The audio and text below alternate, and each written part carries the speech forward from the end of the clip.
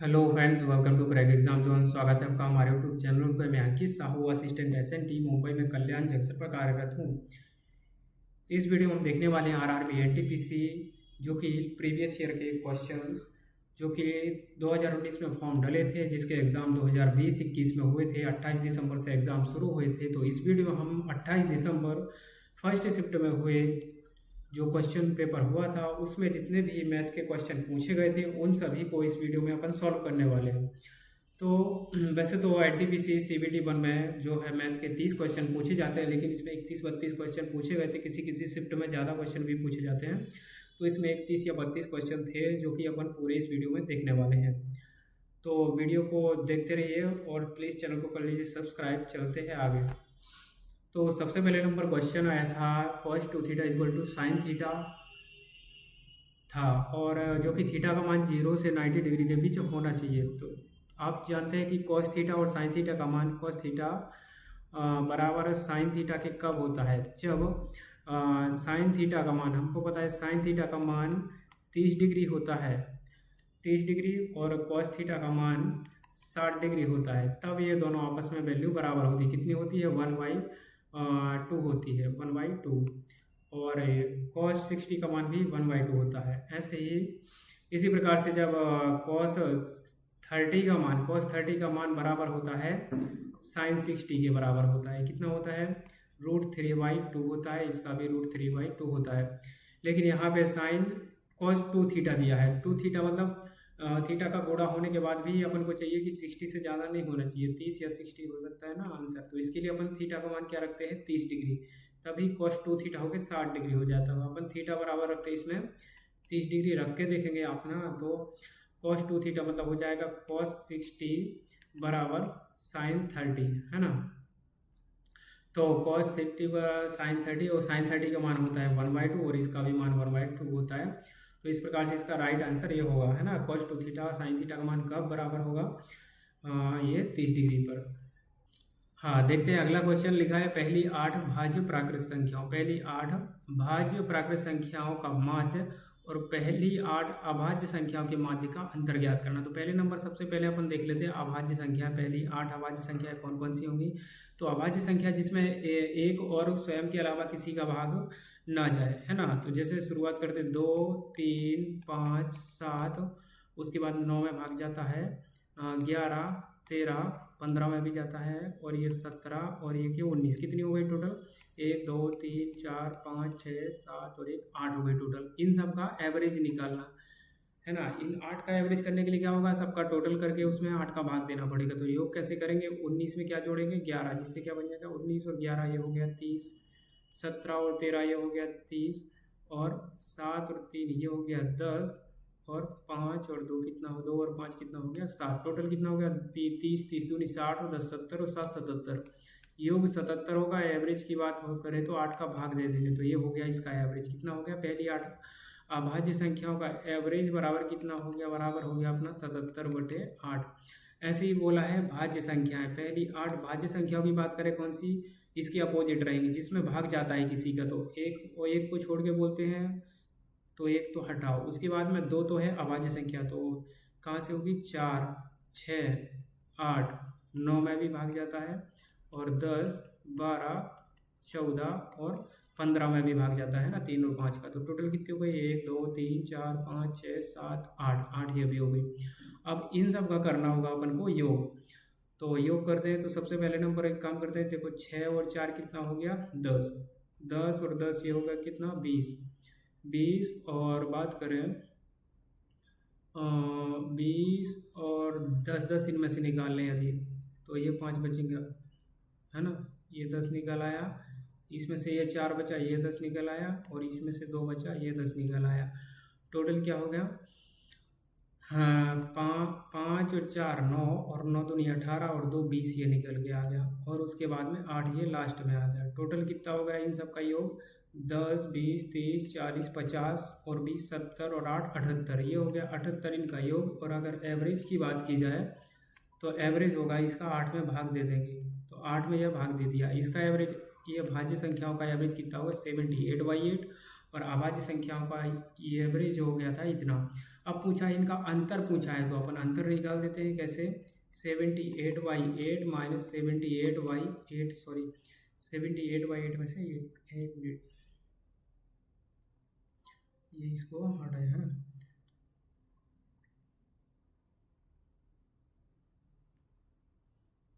तो 78/8 में से 77/8 घटाएंगे तो 8 आ गया नीचे, और 78 में से 1 गया, 77 गए ना, तो 1 बचा। ये कितना आ गया? 1/8 अपना राइट आंसर हो गया। नेक्स्ट क्वेश्चन देखते हैं। नेक्स्ट क्वेश्चन है, ए किसी कार्य को 12 दिन में कर सकता है। ओके, ये लिखा ना, ये किसी कार्य को 12 दिन में कर सकता है, और बोल रहा है बी ए की तुलना में 20% कम कार्यकुशल है। बी जो है ए की तुलना में 20% कम, 20% कैसे? 20% का मतलब होता है 1/5 है ना, 1/5। 20% कितना होता है? 1/5। मतलब किससे? बी से तुलना कर रहा है ना, बी ए की तुलना, ए से कर रहा है, ए की तुलना में। यदि ए एक दिन में 5 कार्य करता है तो ए कम करता है 20%, तो ए 4 कार्य करेगा, एक दिन में 4 कार्य करेगा। तो ये टोटल कार्य 12 दिन में करता है। ये टोटल कार्य कितने दिन में करता है? 12 दिन में। और एक दिन में कितना कार्य करता है? ये 5। तो टोटल वर्क कितना हो जाएगा? 12×5 = 60 टोटल वर्क हो गया। तो पूछा है बी कार्य को करने में कितना समय लेगा, तो बी का भाग दे देंगे। बी एक दिन में 4 करता है, तो 60 करने में 15 दिन का टाइम लेगा, है ना। इसका राइट आंसर हो जाएगा 15 दिन। नेक्स्ट क्वेश्चन है कि त्रिभुज ABC एक समबाहु त्रिभुज है। ओके, ABC बोल रहे हैं एक क्या है? समबाहु त्रिभुज है ना। एक समबाहु त्रिभुज, ये तीनों भुजाएं जिसकी समान होती है वो समबाहु त्रिभुज होता है। और बोल रहे हैं PQR क्रमशः इनकी भुजाओं के मध्य बिंदु पर स्थित है ना। एक काम करते हैं, तो त्रिभुज ABC एक क्या है? समबाहु त्रिभुज है। ओके, ये ए हो गया, ये बी हो गया, ये सी, समबाहु त्रिभुज है। और तीनों भुजाएं मतलब इनकी समान है। PQR इन भुजाओं के मध्य बिंदु पे। ओके, ये मध्य बिंदुओं पे PQR कर दी, ये PQ कर दी, ये Q कर दिया, ये R कर दिया, इन तीनों को भी मिला दिया PQR को, है ना। तो बोल रहे हैं कि इन भुजाओं के मध्य बिंदु पर थे। तो त्रिभुज की भुजा की लंबाई 4 सेंटीमीटर है। मतलब ये जो प्रत्येक भुजा है ना, ये 4-4 सेंटीमीटर की भुजाएं थी, है ना। प्रत्येक भुजाएं 4-4 सेंटीमीटर की थी। तो इस टाइप से जब भी भुजाओं के मध्य बिंदुओं को मिलाते हुए कोई भी त्रिभुज बनाया जाता है, तो ये 4 त्रिभुज बनते हैं जिनका प्रत्येक का क्षेत्रफल समान होता है। तो टोटल जो क्षेत्रफल था वो 4 भागों में बढ़ जाता है। तो ये पूछ रहे त्रिभुज PQR का, इसका क्षेत्रफल पूछ रहा है। इसका क्षेत्रफल पूछे या इसका क्षेत्रफल पूछे या इसका क्षेत्रफल पूछे, इन चारों में से किसी का भी क्षेत्रफल पूछे या 3 का किसी का भी पूछे, तो प्रत्येक का जो क्षेत्रफल होता है इस पूरे त्रिभुज के क्षेत्रफल का 1/4 हो जाता है ना। तो इस पूरे त्रिभुज का क्षेत्रफल कैसे निकालेंगे? इसकी भुजा 4 है, तो समबाहु त्रिभुज का क्षेत्रफल का सूत्र क्या होता है? √3/4 तो √3/4 4 × 4 है स्क्वायर, मतलब।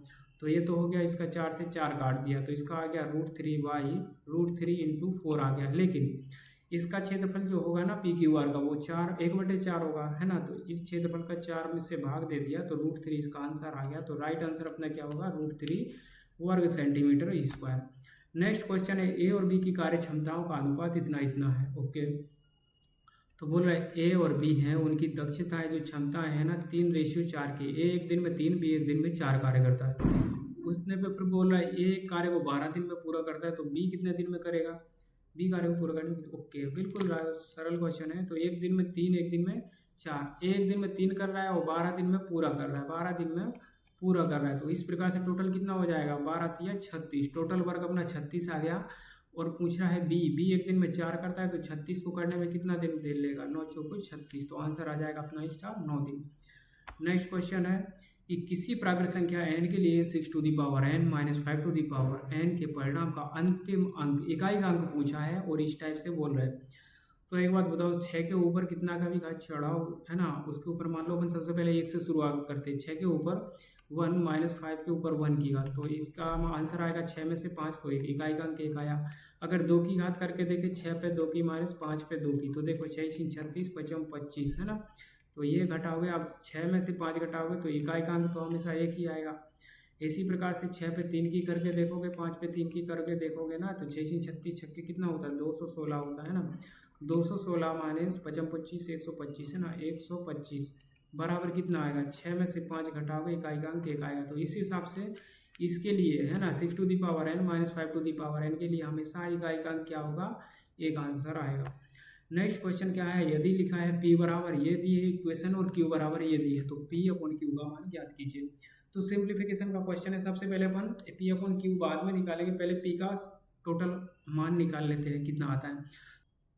अगला क्वेश्चन है, दो इक्वेशन दी है P और Q, तो पहले P को सॉल्व कर लेते हैं। सबसे पहले इसको करेंगे कोष्टक को, है ना, इसको सॉल्व करेंगे तो आएगा 0.4 अपॉन में है ना इसके तो है ना ये आ जाएगा, पॉइंट से पॉइंट कटेगा 1/2, इसका पूरे का आंसर आएगा 1/2, इसमें पूरे का आंसर आ गया 1/2, इसका आ जाएगा -2, है ना, ये प्लस का था और 2, तो 2 से 2 कट जाएगा, बराबर आ जाएगा 1/2। इधर इसका मान आ गया P का 1/2, Q का देखते हैं, इसका भी गुणा करोगे आप तो 0.4 आएगा, और इससे काटोगे ना अपॉन में रहेगा ना, तो बराबर में आएगा 1/2 आ गया, ये 1/2 आ गया, माइनस का 2 से 2 कट गया, ये 1 आ गया, और ये 2 माइनस, ओके, तो 2 में से 1 गया तो ये कितना बचेगा, प्लस का 1 बचेगा, तो 1 माइनस 1/2 इक्वल टू आ जाएगा 1/2, तो इसका मान भी 1/2, इसका मान भी, तो लिखा है P अपॉन Q का मान निकालिए, तो P अपॉन Q बराबर क्या हो जाएगा 1/2 अपॉन 1/2, आपस में कट जाएंगे तो मान आंसर आ जाएगा इसका कितना 1, तो इसका आ गया 1.0, है ना। अगला क्वेश्चन है कि बोला है कि फरवरी 2018 के 4 सप्ताह के लिए वायु गुणवत्ता सूचकांक है। फरवरी के महीने में कोलकाता और दिल्ली में AQI के एवरेज में कितना अंतर है, ओके, ठीक है। बोल रहे हैं फरवरी के महीने में, है ना, फरवरी में तो चारों दिए ना, फरवरी चारों दिए ना, 4 सप्ताह है, तो 4 सप्ताह का कोलकाता और दिल्ली का इन सब का एवरेज निकालना, बोल रहे हैं कोलकाता का एवरेज और दिल्ली के एवरेज का अंतर। तो एक ऑप्शन है कि ये कोलकाता के सबको जोड़ के 1 2 3 4 का भाग दे दो, और दिल्ली के सबको जोड़ के 4 का भाग दे दो, उसका अंतर निकाल दो। दूसरा है ऑप्शन कि इन यहीं के यहीं पे इनका माइनस करते जाओ, तो जैसे ही आप माइनस करोगे तो है ना, कोलकाता में से दिल्ली वाले को माइनस करोगे यहीं पे, है ना, तो कितना आ जाएगा, इसका अंतर का एवरेज ही तो निकालना ना, तो पहले अंतर निकाल लेते हैं, फिर उसमें 4 का भाग दे देंगे, है ना। तो पहले नंबर अपन करते हैं 6 में से, है ना, 16 में से 8 गए तो 8 बचे, और ये 9 में से 4, है ना, तो ये 5 बचे, तो ये प्लस का आ गया कितना 58। नेक्स्ट इसका भी अंतर निकाले अपन, है ना, तो ये 6 था, 246 था, तो 6 में से, है ना, 246 था, है ना, 8 में से 6 गए तो 2 बचे, और 8 में से 4 गए तो 4 बचे, प्लस का 42 आ गया और 0 बचा, है ना। इसके बाद में इसका अंतर निकालेंगे, ये भी 246 था, तो 6 में से 4 गए तो 2 बचे, और ये 4 में से, है ना, 6 में से 14 में से 6 गए तो 8 बचेंगे, सॉरी, तो 14 में से 8 जाएगा, 14 में से 6 तो ये 8 बचा, और उसके बाद में 6 में से 4 तो 2, ये प्लस का 28 आ गया, है ना। इसके बाद में ये है ना छोटा है, 172 में से 236 आप घटाओगे तो माइनस का आएगा, जबकि तो कितना आएगा, 6 में से 2 तो 4 ये बचा, और 13 में से 7 तो 6 ये बचा, है ना, और 1 में से 1 0 माइनस का आ गया इतना। अब इन सब का जोड़ के अपन को 4 का भाग देना, पहले सबको जोड़ेंगे तो एक काम करेंगे, ये आपस में आसपास है तो 58 और 64 को आपस में काटेंगे तो माइनस का कितना बचेगा, 58 से 58 2 60 और 4 64, माइनस का 6 बचे, और 6 और बचेगा, इसको भी हटाएंगे, माइनस का 6 और प्लस के 42 को आपस में जोड़े घटाएंगे तो 6 7 42 होता है ना, तो एक बार 6 घट जाएगा, तो 12 में से 6 गए तो 6 बचेंगे, है ना, 12 में से 6 है तो 6 बचेंगे, ये कितना आ जाएगा 6 7 42 6 6 36, ये 36 बचा। अब इन दोनों को आपस में जोड़ दो, कितना आ गया 8 से 14 की 4 और 3 और 2 8 से 14 की 4 और 3 2 5 और 6 64, और अपन भाग कितने का देंगे 4 का, क्योंकि एवरेज का निकालना ना 4 है ना, तो 4 का भाग देंगे तो आंसर आ जाएगा 16, तो इसका आंसर आ गया 16। अगला क्वेश्चन देखेंगे,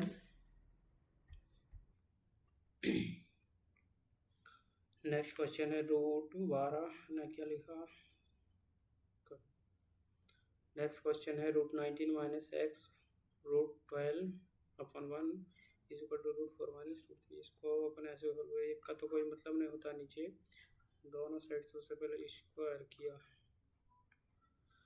दोनों साइड स्क्वायर किया तो इसके स्क्वायर से कट गया, ये रूट कट गया, तो ये क्या बचा 19 minus x root 12 is equal to a minus b का होल स्क्वायर हो जाएगा, तो a square plus B square minus 2ab मतलब 4 दिया 12, ये कितना हो गया 4 और 3 7, ये साइड आएंगे तो कितने हो जाएगा 19 में से 7 गए तो 12 बचे, माइनस ये माइनस का 2√x था, ये साइड में आएगा तो प्लस का हो जाएगा, +2√12 इज इक्वल टू हो जाएगा, ये इस साइड पहुंचा देंगे तो प्लस का हो जाएगा x√12। तो √12 चाहिए अपन को, x√12 के फॉर्मेट में चाहिए तो √12 कॉमन ले लेते हैं, तो क्या आ जाएगा √12 + 2 इज इक्वल टू x√12। √12 से √12 कैंसिल हो गया तो x इज इक्वल टू क्या आ गया 2 + √12 को क्या लिख सकते हैं 2√2 दूनी 4 × 12 2√3 आंसर आ जाएगा 2 + 2√3। क्वेश्चन है एक वस्तु को 12% के लाभ पर बेचा गया। अब देखो 12% मतलब कितना होता है 4% का 3 गुना 4% होता है 1/25, तो 12% कितना होगा 12% बराबर होगा उसका 3 गुना ही तो है ना 3/25 है ना, 4% बराबर हो जाता है इतना, तो 12% बराबर कितना हो जाएगा 12% बराबर 3/25, मतलब लाभ पर बेचा जाता है। लाभ क्या होता है सीपी पर निकलता है, अगर सीपी इतना है तो 3 रुपये का क्या है प्रॉफिट, तो टोटल सीपी अगर बोले यदि 25 है तो एसपी कितना हो जाएगा 3 रुपये के लाभ पे 28 रुपये। बोल रही यदि इसे 33 रुपये में अधिक में बेचा होता था, और इसमें कुछ करना ही नहीं था, 33 रुपये अधिक में बेचा होता तो 14%। बोल रहा है कि 12% लाभ पे बेचा गया है, बेचा 12% लाभ पे गया, लेकिन यदि 33 रुपये अधिक में बेचा होता तो उसे 14 रुपये का लाभ होता। अब ये जो निकलता है ना लाभ, जो 12% किस पे निकलता है सीपी पर निकलता है, मतलब सीपी का जब 12% पे है ना 112% पे बेचता तो उसे है ना कुछ फ़ायदा होता है, लेकिन सीपी के 114% पे बेचेगा तो उसे 33 रुपये अधिक मिलेगा। तो इधर 12% पे 14% मतलब 2% बराबर कितना दिया है 33 रुपये। 33 रुपये तो अपन 100% निकालेंगे ना, 100% तो कितने का गुणा हो गया इसमें 50 का गुणा हो गया, तो 33 × 50 आप करोगे तो 5 × 15 5 × 15 16 है ना, 1650 इसका राइट आंसर आ जाएगा। अगला क्वेश्चन देखो, वह छोटी से छोटी संख्या ज्ञात कीजिए जिसे 4 अंकों की सबसे छोटी संख्या में से घटाने पर, 4 अंकों की सबसे छोटी संख्या क्या होती है 1000 होती है ना 4 अंकों की, इसमें से घटाने पर प्राप्त संख्या पूर्ण वर्ग बन जाए। अब बताओ इसमें से क्या घटाया जाए कि पूर्ण वर्ग बन जाए, तो पूर्ण वर्ग 1000 से छोटा क्या होता है 961 होता है, जो कि कितने का 31 का स्क्वायर होता है ना। तो 961 प्राप्त करने के लिए इसमें से अपन को क्या घटाया जाना चाहिए ताकि ये इस प्राप्त हो जाए, तो इसका अंतर निकाल लो कितना आएगा, 9 करोगे तो हो जाएगा 70 और 30 9 39, तो 39 इसमें से आप घटाओगे 1000 में से तो एक संख्या प्राप्त होगी जो कि ये किसी न किसी संख्या का स्क्वायर होगी। ओके, अगला क्वेश्चन देखते हैं। 2001 में कंपनी ने इतना लाभ अर्जित किया, बोले कंपनी द्वारा अर्जित लाभ है इतना 2001 में, 2018 में इतना और 2015 में कितना लाभ प्राप्त किया इतना। तो बोल रहा है 2001 से 10 के बीच, तो 2001 में जो था लाभ कितना था इतना और है ना, उसके बाद में 2010 में कितना था, तो बोल रहा है 1 से 10 के बीच और 10 से 15 के बीच जो आय राजस्व आय में वृद्धि हुई। तो देखो 2001 से 2010 में राजस्व में कितने की वृद्धि हुई, इसका अंतर निकालेंगे। तो अपन निकालेंगे सबसे पहले 2001 से 10 के बीच में कितनी वृद्धि हुई, तो 8100 में से 6300 आप घटाओगे तो 00, 11 में से 3 गए तो कितने बचा 8 और ये बचा 1800, तो ये 1800 आ गया कब से 2001 से 2010 के बीच में है ना, 10 तक पहुंचने में इतना आ गया। लेकिन 2010 से 15 तक गए तो 15 में कितना हो जाता है 10 800 हो जाता है, जो कि 2010 में कितना था 2010 में था 8100 था। तो कितना वृद्धि हुई 0 0, ये 7 बचे और 10 में से 8 गए तो 2700 ये हो जाता है। तो इसका और इसका अनुपात पूछा है, वृद्धियों के अनुपात पूछा है, ठीक है 10 से 15 के बीच वृद्धियों का अनुपात पूछा है। तो इन दोनों का अनुपात निकाल देंगे तो 2 0 से तो 2 0 कट जाएगी और 9 से काटोगे 18 को तो 9 दूनी 18 और 9 से 9 3 27, तो आंसर आ जाएगा 2:30 अपना आंसर हो जाएगा राइट है ना। क्वेश्चन नंबर अगला देखें अपन, तो अगला क्वेश्चन था P बराबर ये दिया Q बराबर ये दिया, तो P/Q पूछा था।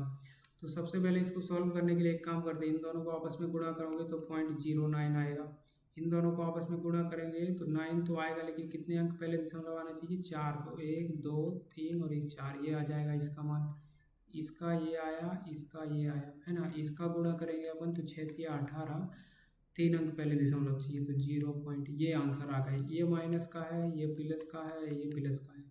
सबसे पहले अपन क्या करेंगे इन दोनों को जोड़ लेंगे, तो जोड़ने के लिए क्या करेंगे 09 और दशमलव के नीचे दशमलव लगता है। जब भी योग करते हैं तो ये 0990 है ना, इतना आ गया योग। इसमें से अपन को दशमलव के दशमलव लिखेंगे और घटाना है ना 018। लास्ट में जीरो लगाने से कोई मतलब नहीं होता, लगा देते। 9 10 में से 8 तो 2 और 8 में से 1 तो 7 और 0 पॉइंट कितना आया 0.729। पी का मान कितना आ गया 0.0729 अपॉन क्यू का मान कितना है 0.54। दशमलव हटाएंगे तो 2 अंक ज़्यादा है तो 2 जीरो नीचे बढ़ जाएंगे। अब अपन देखते हैं कि ये 729 जानते हो तुम, 27 का स्क्वायर क्यूब कितना हो 7 का है ना 9 का होता है, 9 का क्यूब होता है, ये 9 का क्यूब होता है तो 9 से काट देते हैं।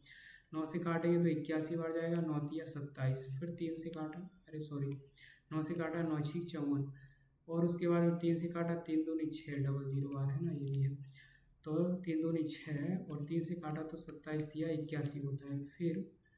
फिर अपन भाग देते 2 से, 2 से भाग दोगे तो कितने बार जाएगा 2 एकम 2 अपॉन में 100 है ही पहले से है ना ये वाला, तो 2 एकम 2 2 3 6 दशमलव 2 पंचे 10। अब 2 अंक पहले और दशमलव लगेगा तो 0.135 अपना आंसर आ जाएगा, राइट आंसर होगा 0.135।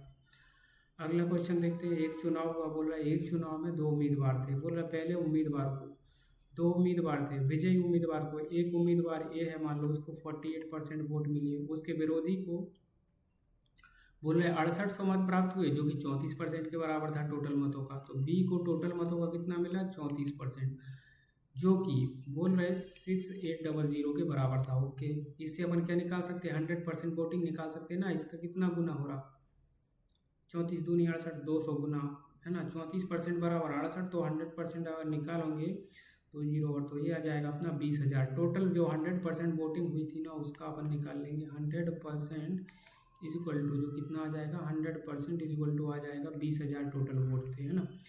और पूछा क्या है इतना, तो जीतने वाले को इतने हारने वाले को इतने, तो टोटल कितना होना चाहिए 100% होना चाहिए ना। लेकिन इनका अपन योग करेंगे तो कितना आ रहा है 8 4 12 की 2 और 4 3 7 और 1 8 है ना, कितना 8 4 12 की 2 4 3 7 और 1 8 82%। बाकी के 18% कहाँ गए, तो 18% जो वोट बोल रहे हैं वो अमान्य थे, कुछ अमान्य थे। ठीक है, ये 18% क्या थे अमान्य थे। तो बोला विजय उम्मीदवार का जो है विनिंग मार्जिन कैसे निकालेंगे, तो हारे हुए वोट और जीते हुए वोटों का परसेंटेज कितना था, इनका अंतर निकाल लेंगे कितने परसेंट वोटों से जीता था ये। तो अपन देख लेंगे 8 में से 4 गया तो 4 बचा और है ना 8 में से 4 तो 4, ये 14% वोटों के मार्जिन से जीता था। तो अपन को निकालना 14% और क्या पूछा है और किसका पूछा है अमान्य मतों की संख्या। तो ये तो 14% तो आएगी किसकी विनिंग मार्जिन हो जाएगा। और जो कि 14% कितना होगा 20,000 का 14% कितना होगा 14 दूनी 28 और 1 0 और 1 और 0 2 0 2800 इसका आ जाएगा विनिंग मार्जिन। तो 2800 किस में है केवल इसी में है। और क्या पूछा है अमान्य मतों की संख्या, अमान्य मत कितने थे 18%। तो 18% जब इसका निकालेंगे 20,000 का तो 18 दूनी 3600 आ जाएगा अपना, कितना आ जाएगा 3600। तो ये भी अपना आंसर आ गया।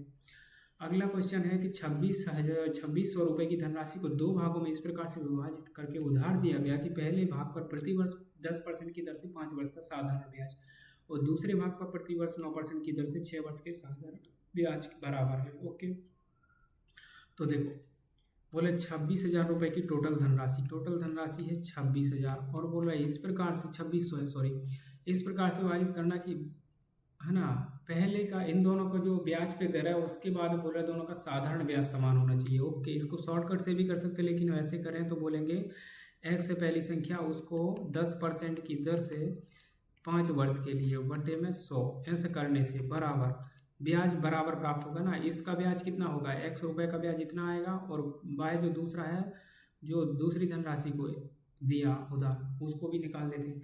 और एक तरीका है अगर टोटल 2600 है एक को x मान लिया तो दूसरी 2600 माइनस x हो जाना चाहिए, लेकिन उसमें थोड़ा हार्ड हो जाता है इसलिए अपन रेशियो से करके कर देते। तो दूसरी को y मान लेते, पहली की x मान ली थी और कितने की दर से 9 की दर से है ना। ओके, 9 की दर से गुणा 6 वर्ष के लिए बटे में 100 है ना, ये परसेंट हटा तो 100 तो लिख ही दिया था ना। तो देखो 100 से 100 ये कट गया आपस में, उसके बाद में काटे क्या कुछ कटेगा क्या, ठीक है 2 पंच 10 और 2 से काटेंगे 2 3 6। ओके, तो ये 9 3 27 होके गुणा इसके नीचे आ गया और 5 5 25 इसके नीचे आ गया, मतलब x और y का रेशियो अपन को प्राप्त हो गया। एक्स और वाई का रेशियो इतना है और टोटल दिया है 2600 रुपये धनराशि थी जो बांटी गई थी। तो टोटल कितना होगा, 25 50 तो 52 को कर दो इस हिसाब से, तो 26 से कम 26 दूनी 52 और ये काटा तो 50 बार गया। तो एक रेशियो का मान 50 आया। तो पूछा क्या है, 10% पर जो उधार दी गई थी धनराशि कितनी थी, एक्स रुपये, तो जो कि है 27 के बराबर। तो एक रेशियो का मान अपना 50 आया तो 27 रेशियो का मान 27 गुणा 50 हो जाएगा। एक काम कर दे, इसमें ऊपर नीचे 2 का गुणा और कर देते, आसानी होगी निकालने में। कैसे, 25 ये 100 हो गया ना, तो ये टोटल हो गया 2700 बटे 2, 2 से भाग दो तो 2 एकम 2, 2 3 6 है ना। तो इसका आंसर आ जाएगा, ये लास्ट में काटने के बाद आंसर आ गया था कितना, 3150 है ना, 3150। नेक्स्ट क्वेश्चन देखते हैं। नेक्स्ट क्वेश्चन है, एक स्कूल में लड़कों लड़कियों की एवरेज दिया टोटल 16.8 और लड़कों का एवरेज अलग दिया, लड़कियों का एवरेज दिया और टोटल पूरी कक्षा का एवरेज दिया। तो देखो मान लो ये बॉयज़ का कितना दिया, 15.4 है ना, 15.4 और गर्ल्स का कितना दिया है, गर्ल्स का दिया है 18.2 और पूरी कक्षा का कितना दिया 16.8 है ना। ठीक है, तो इसमें अपन लगा देंगे क्या, एलिगेशन। तो 16.8 में से ये जाएगा तो कितना बचेगा, 0.4 और 1.4 बचा और इसमें एलिगेशन लगाएंगे तो कितना हो जाएगा, 12 में से 8 तो 4 और 17 में से 1 तो 16 में से तो 1, तो ये आ जाएगा, आपस में कट जाएंगे सेम, तो 1:1 कक्षा में टोटल लड़कों लड़कियों बॉयज़ और गर्ल्स का रेशियो आ गया। नेक्स्ट क्वेश्चन देखते हैं। नेक्स्ट क्वेश्चन है कि ए किसी कार्य को 20 दिन में कर सकता है, ए 20 दिन में कर सकता है, बी अकेले करे ना तो 30 दिन में कर सकता है, किसी अन्य कारण के कारण ए कार्य पूर्ण होने से पहले ही छोड़ देता है और शेष 5 दिन तक बी ने अकेले कार्य किया। शेष 5 दिन तक बी ने अकेले कार्य किया मतलब उससे पहले ए और बी दोनों काम कर रहे थे। तो पहले ए और बी ने कुछ दिन काम किया और बी ने लास्ट में अकेले कितने दिन काम किया, 5 दिन। तो अपन एक काम करते हैं, एक दिन में 20 और 30 दिया है, टोटल वर्क 20 दिन और 30 दिन में, तो अपन टोटल मान लेते वर्क 60 है। तो ए एक दिन में कितना करेगा, 3 और ए एक दिन में 30 दूनी 60, बी एक दिन में 2 करेगा। तो बी एक दिन में 2 करता है तो लास्ट के 5 दिन में इसने कितना कर दिया होगा, 10 काम। बाकी काम 60 में से, टोटल 60 में से 10 बी ने किया लास्ट के 5 दिन, तो शेष काम कितना बचा, 50। तो वो 50 काम को ए और बी दोनों ने मिलकर किया था, कितने की, 5 की स्पीड से करेंगे ना, 3 और 2 5 से भाग दे देंगे तो 10 दिन, मतलब 10 दिन ए और बी दोनों ने काम किया और 5 दिन किसने किया, 5 दिन तक किया अकेले लास्ट में बी ने। तो टोटल 10 दिन ये और 5 दिन ये बराबर टोटल कितने, 15 दिन टोटल वर्क चला। पूछा क्या था, पूर्ण करने में कितने दिन का टोटल समय लगा, तो 15 दिन का। नेक्स्ट क्वेश्चन देखते हैं। 20 छात्रों द्वारा गणित के विषय में 30 अंकों में से प्राप्त अंक दर्शाए गए हैं, है ना। तो पूछा है लास्ट में क्या लिखा, 2 × माध्यिका माइनस बहुलक, ये पूछा है। तो माध्यिका और बहुलक इस टाइप से जब संख्याएं दी, आंकड़े दिए रहते हैं, तो बहुलक क्या होता है, बहुलक तो क्या होता है कि जो अंक बार बार आया है, आप देख सकते हैं इसमें सबसे ज़्यादा बार 12 आया, 3 बार, 14 आया, 4 बार, 18 आया, 3 बार, 20 2 बार, इस हिसाब से 14 आया सबसे ज़्यादा बार, तो बहुलक इसका क्या हो जाएगा, 14। तो 14 तो हो गया अपना इसका बहुलक। लेकिन माध्यिका कैसे निकालते, माध्यिका निकालते पहले नंबर तो टोटल आंकड़े कितने हैं, 20 है, तो 20 में 2 का भाग देते पहले नंबर। तो जब आंकड़ों की संख्या 20 समदी हो ना, 20 समदी ना, तो पहले n बराबर क्या दिया, 20, तो अपन 20 बोलेंगे, n/2 वा पद प्लस उससे अगला पद प्लस नेक्स्ट, है ना, नेक्स्ट पद, जैसे n+1/2 वा पद मतलब, है ना। तो n/2 मतलब 10वां पद प्लस 10वां पद प्लस अगला क्या होगा, 11वां पद बटे 2 करते हैं ना, अपॉन में क्या करते हैं लास्ट में 2, तो 10वां पद है ना, 10वां पद और 11वां पद। ठीक है, पहले उसके लिए पहले इनको अरेंज करना पड़ेगा, ठीक तरीके से लिखना पड़ेगा, है ना। सबसे पहले शुरुआत हो रही 7 से, तो 7 आएगा, 8 लिखा, कहीं नहीं लिखा, 9 लिखा, है ना, 7 लिखा, उसके बाद में 9 लिखा, उसके बाद में क्या है, 10 भी नहीं है, 11 भी है, 12 है 2 3 बार, है ना, 12 है 3 बार, फिर है 13, 12 12 13 एक बार और एक बार ये लास्ट में दिया 13, है ना, ये 13 भी हो गया, ये सब का। अब 14 4 बार, 1 2 3 4, 14 भी हो गया। 15 देखो, एक बार बस एक बार 15, फिर उसके बाद में 16 एक बार 16, एक बार 17, 3 बार 18, 3 बार 18, एक बार 19 और एक बार 20 है ना। ओके, इस हिसाब से अपन ने जमा लिया। अपन को चाहिए थे केवल 10 और 11वां तक। तो देखो पहला, दूसरा, तीसरा, चौथा, पाँचवा, छठवां, सातवां, आठवां, नौवां, 10वां और 11वां पद। 10 और 11 चाहिए, दोनों 14 14 है, तो 14 14 को जोड़ दो। 14 + 14/2, तो इससे आ जाएगा क्या अपना माध्यिका। तो कितनी आ जाएगी? 14 आ जाएगी। 14 माध्यिका आ गई और 14 क्या दिया था? बहुलक दिया था। तो 2 × माध्यिका माइनस बहुलक, तो क्या होगा? 2 × 14 - 14, 14 दूनी 28 में से 14 जाएगा तो आंसर अपना आ जाएगा कितना? 14। आंसर आ गया 14। नेक्स्ट क्वेश्चन देखते हैं। नेक्स्ट क्वेश्चन है, एक भिन्न का अंश हर से 2 कम है। अब या तो अपन कर सकते हैं हर को x मान सकते हैं, ऐसे अंश हर को मानने से अच्छा है, इससे अच्छा अपन ऑप्शन से करते हैं। अंश हर से 2 कम है, तो देखो अंश कम होना चाहिए। इसमें भी 2 कम है, इसमें भी 2 कम है, इसमें भी 2 कम है और इसमें भी 2 कम है। दूसरा बोले अंश को 2 से गुणा करो। ठीक है, अंश को 2 से गुणा करो और हर को 3 से गुणा करो। कर दिया है ना, कितना आया?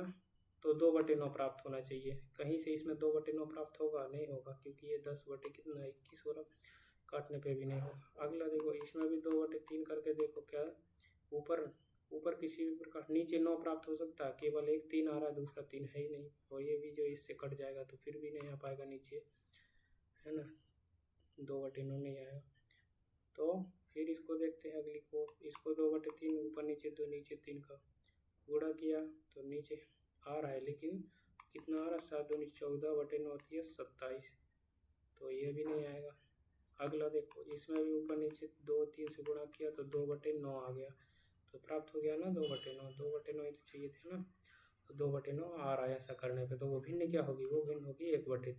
समझे? 1/3 में आप ऊपर अंश में 2 से, हर में 3 से गुणा करोगे तो 2/9 प्राप्त होगा। तो ये ऑप्शन सही चेक हो गया। बाकी इसको सॉल्व भी कर सकते थे, लेकिन एक्सप्रेस मान के करते। ठीक है, ये सही है। अगला क्वेश्चन है p² + k² - r² = 0। तो अपन से पूछा गया है p⁶ + q⁶ -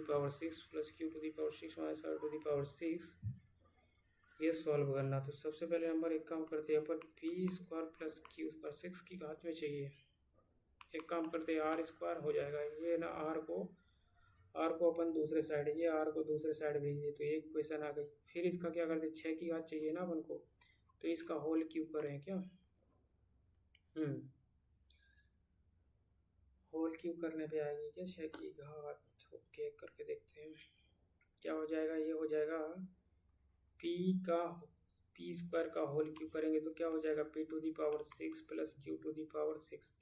+ b³ क्या होता है? a + b का होल क्यूब बराबर क्या होता है? a³ + b³ + 3ab कोष्टक में a + b, है ना, कोष्टक में a + b कोष्टक में, है ना।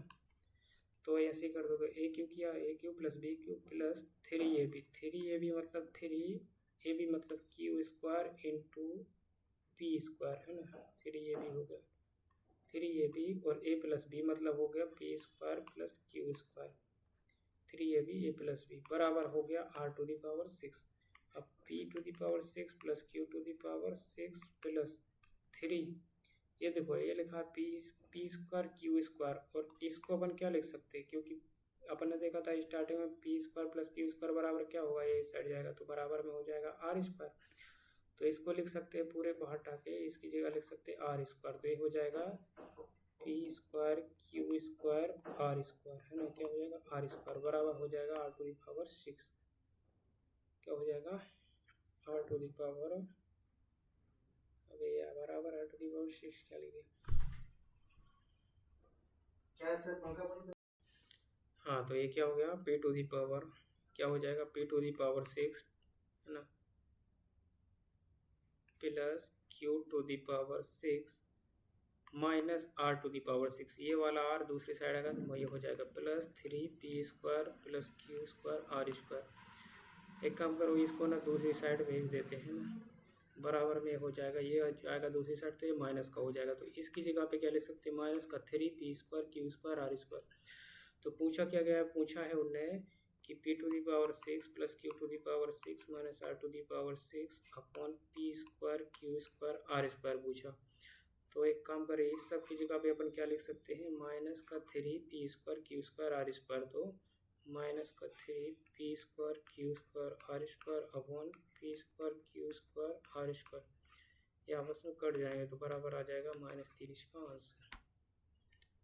अगला क्वेश्चन क्या दिया, अगला क्वेश्चन है 3 व्यवसायों ने एक व्यवसाय में इतने के अनुपात में धन निवेश किया। मान लो 3 व्यवसाय हैं, क्या ए बी और सी हैं, तो 1/2 1/3 और 1/4 के अनुपात में धन निवेश करेंगे। तो इसको पहले रेशियो में सही से लिख लेते हैं, 12 का गुणा कर दो है ना सब में, या फिर एलसीएम लेके कर सकते हो। तो 12 का गुणा किया तो 2 6 12, 3 चौको 12 और 4 तिया 12।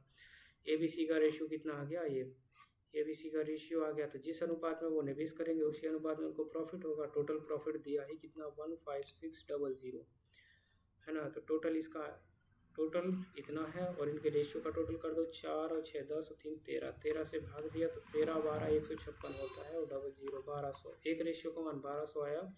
तो सबसे बड़ा लाभ का हिस्सा किसका होगा, जिसने ज़्यादा निवेश किया होगा। तो 6 निवेश किया ए ने, तो क्या हो जाएगा 1200 गुणा 6 बराबर 12 6 7200, इसका आंसर हो जाएगा राइट आंसर हो जाएगा 7200। अगला क्वेश्चन है, एक कक्षा है, उसकी बोर्ड परीक्षा में बैठने वाले छात्रों की कुल संख्या 360 में से 10% छात्रों ने ए ग्रेड, 20% छात्रों ने बी ग्रेड, 30% छात्रों ने सी और 40% ने डी। हो गया ना टोटल 100%, 20 और 10 और 20 30 और 30 60 और 40 100 है ना, इस प्रकार से प्राप्त किए।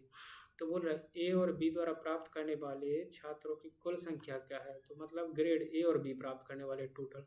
तो ए प्राप्त करने वाले 10% थे, बी प्राप्त करने वाले 20% थे, तो टोटल कितने परसेंट हो जाएगा, 30% ए और बी। मतलब टोटल 360 का 30% किसने प्राप्त किया, ए और बी ने, वही तो निकालना है। निकाल लो उसका 30%, कैसे निकलेगा, 36 दिया बटे में 100 होंगे ना, तो ऐसे ही 2 0 से 2 0 ये चले जाएंगे, वो 36 दिया 108, अपना आंसर आ जाएगा।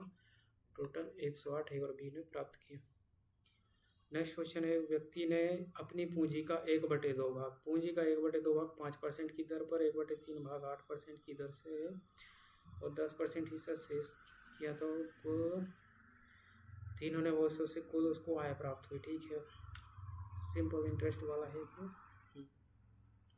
तो देखो टोटल पूंजी उसकी क्या मानी जाए, एक भाग तो लगा रहा है 1/2, एक भाग 1/3 और शेष बच रहा है। इस हिसाब से अपन टोटल पूंजी उसकी मानते हैं 6। अगर उसकी टोटल पूंजी 6 थी तो उसने जो फर्स्ट भाग पहला पार्ट था वो 1/2 भाग था। तो 6 का 1/2 कितना होगा, 3 रुपये मान लेते। 3 उसने भाग किया 5% की दर पे। दूसरा भाग क्या है, 1/3, 1/3 कितना होगा, 3 दूनी 6 2, वो किया उसने 8% की दर से। और तीसरा क्या होगा पार्ट, तो देखो 6 में से 3 ये हो गए, 2 ये हो गए, 5 और शेष बचा 1।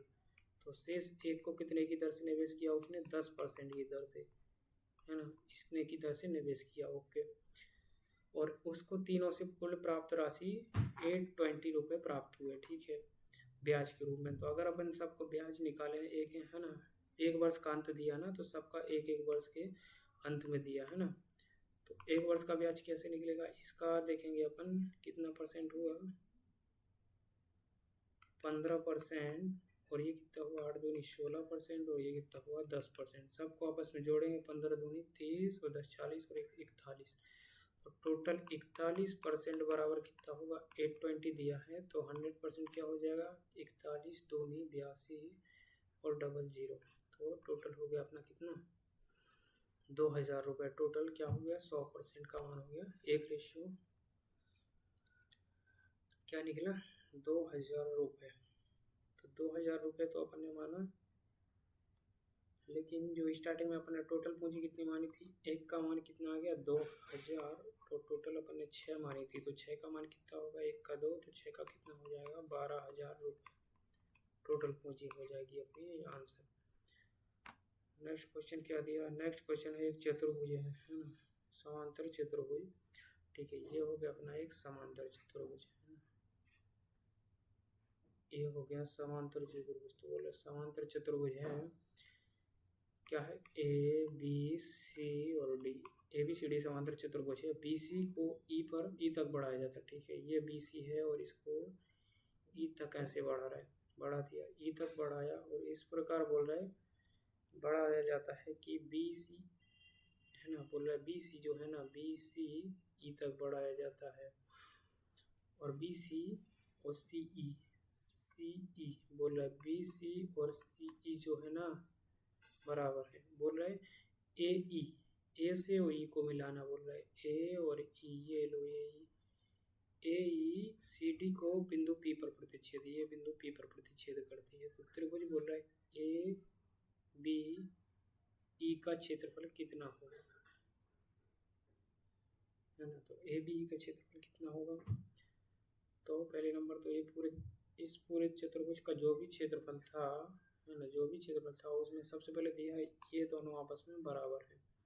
ठीक है, समांतर चतुर्भुज का क्या मतलब होता है, ये दोनों आपस में बराबर है तो ये दोनों भी बराबर हो, और उसके बाद ये दोनों बराबर रहती तो ये दोनों, तो जब ए भी बराबर है और ये भी बराबर है और ये दोनों बराबर है और ये भी बराबर है, तो इस दोनों के बराबर क्या होगी, मतलब सी ई ए ई है ना, ई और सी ई बराबर दिया है क्या ए डी के, है ना।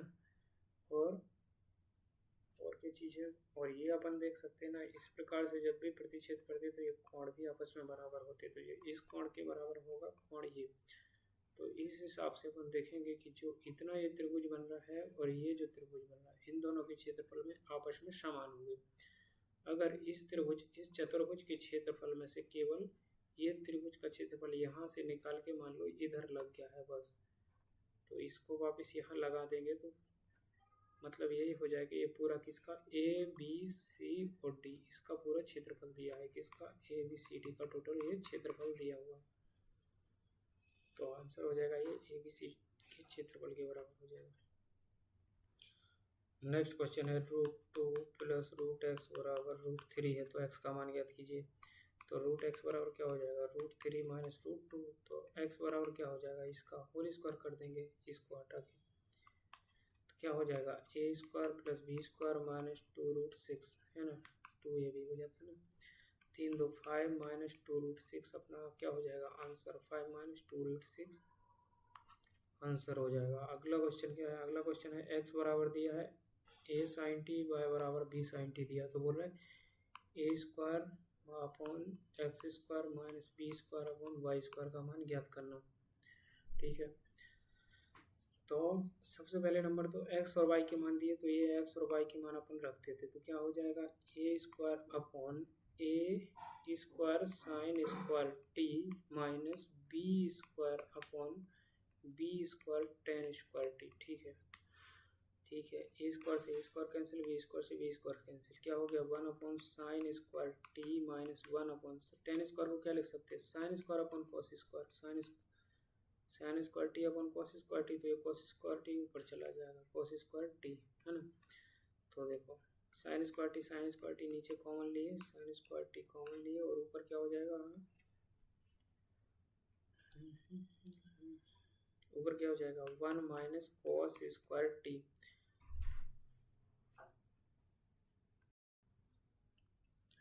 आगे क्या हो गया 1 माइनस कॉस स्क्वायर टी, तो एक 1 माइनस कॉस स्क्वायर टी, तो ये क्या हो जाएगा 1 माइनस कॉस स्क्वायर टी का के बराबर होता है, 1 माइनस कॉस स्क्वायर टी होता है साइन स्क्वायर टी के बराबर। कैसे, ऐसे कि sine square theta plus cos square theta बराबर क्या होता है 1, तो साइन स्क्वायर थीटा बराबर क्या होगा, ये सट जाएगा तो 1 माइनस कॉस स्क्वायर थीटा है, तो इस हिसाब से इसका मान किसके बराबर हो जाएगा, इसका मान हो जाएगा साइन स्क्वायर टी के बराबर, तो sign square t upon sine square t, तो ये आपस में कटने के बाद आ जाएगा एक, राइट आंसर हो जाएगा, इसका आंसर हो जाएगा एक। अगला क्वेश्चन है किन्हीं दो संख्याओं का योग 1500, योग कितना हो जाना चाहिए 1500, और लघुत्तम समापवर्तक एलसीएम होना चाहिए 16379 16379 होना चाहिए। तो दिया है दो संख्याओं का योग दिया है, तो अब देखो अपन ऑप्शन से भी चेक कर सकते हैं, तो वैसे तो योग जो ऑप्शन दिए उस हिसाब से सबका योग तो आएगा 1500, हालांकि योग तो सबका 1500 देखने में लग रहा है, लेकिन उनका एलसीएम क्या 16379 होगा क्या, उसके लिए अपन देखते हैं सबसे पहले नंबर ए को चेक करते हैं। ए को चेक करते हैं, तो इसमें सबसे पहले अपन देखेंगे कि 1489 और 11 इन दोनों का एलसीएम क्या इतना आएगा, इतने के बराबर 16379 आएंगे। तो उसके लिए पहले देखते हैं इसमें क्या 11 का भाग जाएगा, क्या 11 का ही जाएगा, इसके अलावा तो किसी का जाएगा नहीं, क्योंकि एलसीएम जो होता है वो एचसीएफ का तो यहाँ कोई रोल ही नहीं है। एलसीएम जो होता है उन संख्याओं के आपस में या तो गुणा होते या उनके फैक्टरों के गुणा होते। तो इसका कोई फैक्टर तो है नहीं, 11 ही है, तो केवल 11 ही का भाग देके देखते क्या जाएगा। 11 एकम 11, 11 एकम 11, 3 38 हो गए, 11 3 33 59 नहीं जाएगा। तो इस हिसाब से इसका जो एलसीएम होगा दोनों का आपस में गुणा होने पे आएगा। तो कैसे आएगा, 1489 इंटू 1489, इनका देखेंगे 9 9 8 17 की 7, 8 4 12 13 की 3 4 और 2 6 और 16379 आ गया ना। तो ये इसका एलसीएम होगा। तो इस प्रकार से दोनों संख्याएं यही होंगी, 11 और ये दो संख्याएं हैं जिसका एलसीएम ये है और योग इतना है। तो ये राइट हो गया। अगला क्वेश्चन देखते हैं। अगला क्वेश्चन, उस सबसे लंबे स्तंभ की लंबाई ज्ञात कीजिए जिसे 10 8 6 की विमाओं वाले कमरे में रखा जाए। तो ये बोल रहा है लंबे से लंबा एक स्तंभ या खंभा बताओ जो कि इतने वाले कमरे में 10 बाई 8 बाई 6 वाले कमरे में रखा जाए। तो ज़्यादा से ज़्यादा लंबा जो है खंभा रखने के लिए, स्तंभ रखने के लिए उसको विकर्ण रूप में रखेंगे तभी ज़्यादा लंबे से लंबा रखाएगा। समझ रहे हैं, ये तो आया था, लेकिन इस जो होता है ना घनाभ, उसमें विकर्ण रूप में रखोगे ना आप, तब जाके ज़्यादा से ज़्यादा लंबा रखाएगा। तो घनाभ का विकर्ण क्या होता है, घनाभ का विकर्ण होता है under root L square plus B square plus H square. तो यहाँ पे एल बी एच क्या दिए हैं, 10 8 और 6 दिए हैं। कर दो इसको सॉल्व, अंडर रूट एल मतलब 100, 10 का स्क्वायर 100, 8 8 है 64 और 6 का 36, ये दोनों आपस में 100 हो जाएंगे और ये 100 है। तो 100 और 100 कितना हो गया, रूट 200। रूट 200 का मान कितना होगा, 100 में से 10 बाहर आ जाएंगे, 100 10 रूट 2 आंसर आ जाएगा। इसका कितना, 10 रूट 2 मीटर, इसका आंसर आ जाएगा। अगला क्वेश्चन दिया है, एक समीकरण है, लिखा है कि x square minus 2x plus 1 is equal to 0 है। तो बोला है कि x cube minus 1 upon x cube बराबर क्या होगा। तो ये निकालने के लिए अपन को क्या चाहिए पड़ेगा, एक्स माइनस 1 अपॉन एक्स, तब निकलेगा। लेकिन यहाँ पे सबसे पहले एक काम करेंगे, इसमें एक्स पूरे समीकरण में अपन क्या करेंगे, एक्स का भाग देंगे। एक्स का भाग देंगे तो ये क्या हो जाएगा, एक्स का भाग देंगे तो क्या हो जाएगा, सब में एक्स का भाग दो तो क्या हो जाएगा, x minus 2 plus 1 upon x is equal to 0। तो x minus 1 upon x is equal to आ गया 2। ये तो आ गया पहले इतना। हाँ, तो यहाँ पे क्या आ रहा था, एक्स माइनस नहीं, ये प्लस का था ना, x plus 1 upon x is equal to 2 होगा ना। तो एक्स प्लस 1 अपॉन एक्स का मान 2 आ रहा। ऐसा कब आएगा, यहाँ से तो एक सीधा सीधा आ रहा। फिर एक्स का मान का या 1 होगा ना, एक्स का मान 1 होगा तब इसका मान 2 आएगा, बराबर में आता है। तो 1 plus 1 upon 1 is equal to 2। तो एक्स का मान यहाँ पे क्या आ रहा है, एक्स बराबर 1। तो अपन को निकालना क्या है, ये निकालना। तो इसमें एक्स का मान 1 रखेंगे तो क्या हो जाएगा, 1 का क्यूब 1 माइनस 1 का क्यूब 1 अपॉन 1 है ना। तो 1 में से 1 गया तो 0, इसका आंसर क्या हो जाएगा, 0।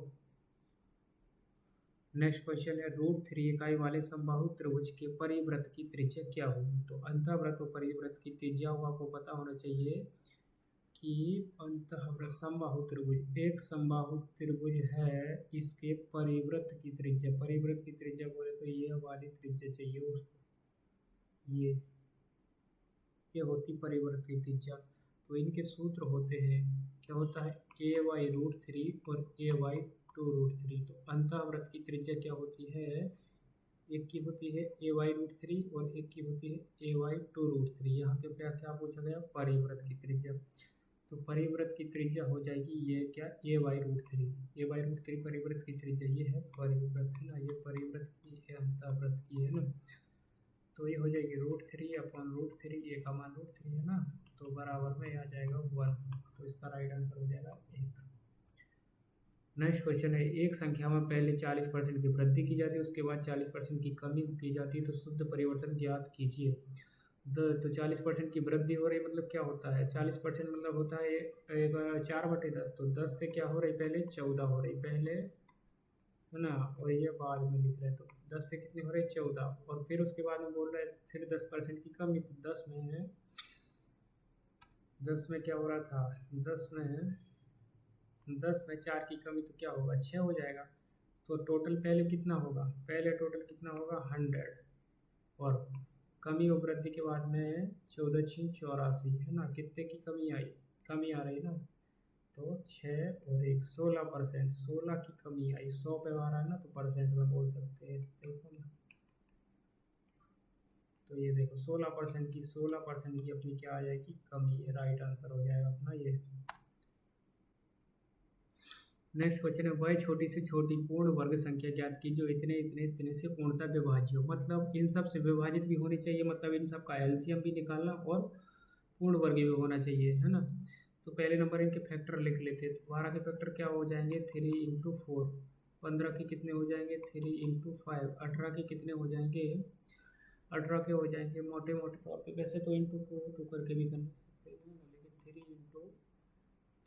3 इंटू 2 हो जाएंगे, 3 से 15 तो 18 है। स्टार्टिंग में ये 3 इंटू 4 हो गया, फिर उसके बाद 3 ले चुके हैं तो इसको नहीं लिखेंगे, अब लिखेंगे इंटू 5 इंटू 3 लिख चुके हैं, एक बार 3 और आया तो ये 3 हो गया, इंटू 2, इसमें 2 लिख ही चुके, 4 के अंदर आ गया। अब अपन को ये पूर्ण वर्ग करनी, मतलब 4 का तो रूट आराम से निकल जाएगा, 2 का जोड़ा है, इसका भी जोड़ा बना, केवल 5 का जोड़ा नहीं बना, तो एक 5 का और गुणा कर दिया। ठीक है, तो इनका इंटू करेंगे अपन ना, तो 25, 5 इंटू 5 25 इंटू 4 100 हो गया, 100 इंटू 3 कितना हो गया 9, तो टोटल कितना हो गया 900 अपना हो जाएगा राइट आंसर। नेक्स्ट क्वेश्चन क्या दिया, नेक्स्ट क्वेश्चन है सरलीकरण का, इसको हल करना। सबसे पहले रूट से ब्रैकेट से सॉल्व करेंगे, ब्रैकेट से सॉल्व करेंगे तो पहले इन दोनों का मल्टीप्लिकेशन होगा तो क्या हो जाएगा 1/, इन दोनों का तो आ जाएगा 1/, कितना 6, 3 इंटू 2 6, 1/6 प्लस 5/6, इसको सॉल्व करेंगे कितना होगा 1/6 और 5/6 कितना होगा 6/6, 6/6 का मान कितना होगा 6/6, 6/6 का मान आ जाएगा 1, तो ये रूट ये पूरा जो कोष्टक के अंदर था ना, ब्रैकेट के अंदर था ना, उसका मान तो आ गया कितना 1, और उसके बाद में बाहर गुणा होगा ना, तो 3/4 इंटू 4/21, ओके, तो इसमें 4 से 4 कट जाएगा, 3 से कटेगा 3 कम 3 3 7 21, 1/7 आ गया, माइनस का 1/7 आ गया लास्ट में। स्टार्टिंग में क्या है गुणा है, तो ये देखो इसका और इसका कट गया, तो ये हो गया 1/3, तो 21 आया अपना नीचे कॉमन, और 7 में से 3 गया तो ये आ गया अपना 4/21 आंसर आ गया, है ना। नेक्स्ट, तो ये था हमारा टोटल जो 28 दिसंबर 2020 में जो फर्स्ट शिफ्ट में एनटीपीसी सीबीटी 1 का एग्ज़ाम हुआ था, उसके पूरे मैथ के क्वेश्चंस देखे इस वीडियो में। तो वीडियो अच्छी लगी हो तो प्लीज़ चैनल को सब्सक्राइब कर लेना, क्योंकि इस तरह की इफेक्टिव वीडियो बनाने में बहुत ज़्यादा टाइम लगता है, और जॉब के साथ साथ तो वीडियो बनाना बहुत मुश्किल काम होता है, क्योंकि जॉब के साथ बिल्कुल भी टाइम नहीं मिल पाता उसके बाद में वीडियो बनाना। तो प्लीज़ चैनल को कर लीजिए सब्सक्राइब, और रेलवे के सभी एग्ज़ाम की तैयारी के लिए चैनल को सब्सक्राइब करें, जितने भी एग्ज़ाम हैं एएलपी टेक्नीशियन इन सभी के, और एनटीपीसी आने वाली ग्रुप डी परीक्षा और जेई इन सभी के जो है प्रीवियस ईयर के क्वेश्चंस मैं आने वाली वीडियो में सॉल्व कराऊंगा, तो चैनल को कर लीजिए सब्सक्राइब। धन्यवाद।